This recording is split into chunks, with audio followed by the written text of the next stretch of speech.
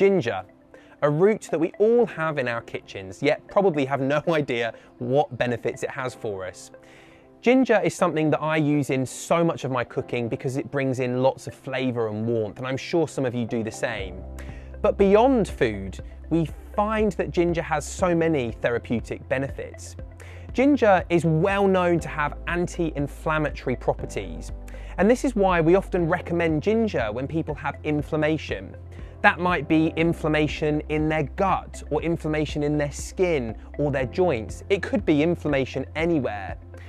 Whenever there is any sort of redness and heat and swelling that we typically associate with inflammation, ginger might be able to help out. And it works quite well in combination with turmeric. Now, ginger is very easy to include in our diets. We can include it very easily in foods that we make.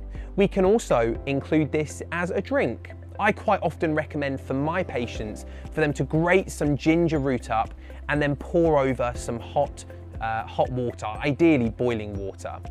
And you can actually leave that overnight to steep, and you can create big amounts of this if you want to.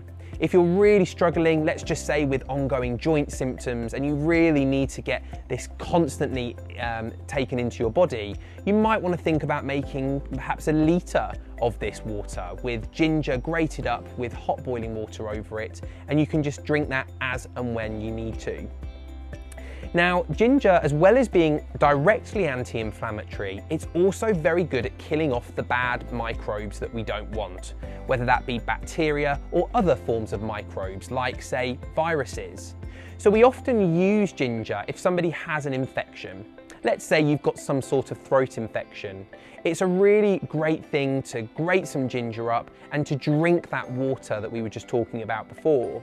You can also, if you really want to, chew that in your mouth in its raw state, although bear in mind it is very, very warming.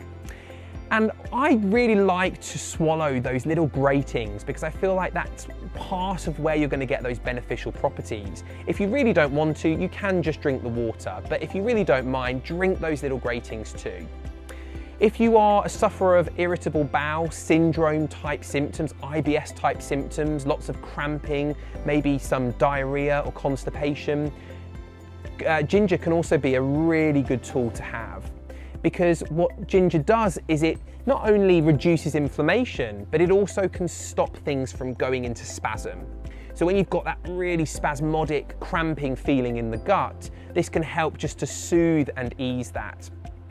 You can use ginger with other substances. You can use ginger with something like fennel or peppermint very easily. You could even mix that into a tea. And the combination of the ginger and the fennel and the peppermint is a wonderful, wonderful, simple tea for IBS relief. It really can work wonders because it's anti-spasmodic, it's anti-inflammatory. It really does help with symptoms. So ginger has lots of beneficial properties, and actually in terms of the gut, it's very good at getting things moving. If people have a very sluggish digestive system, maybe they're very constipated, you can get them to incorporate more ginger into the diet. It has that real warming effect on the digestive system. It kind of almost switches it on. So think about trying to get ginger in when there's evidence that the digestive system is not working quite so efficiently and it needs a bit of a kick. Thanks for watching this video. I'd like to offer you a free online class. To access this, please click the link below in the description section.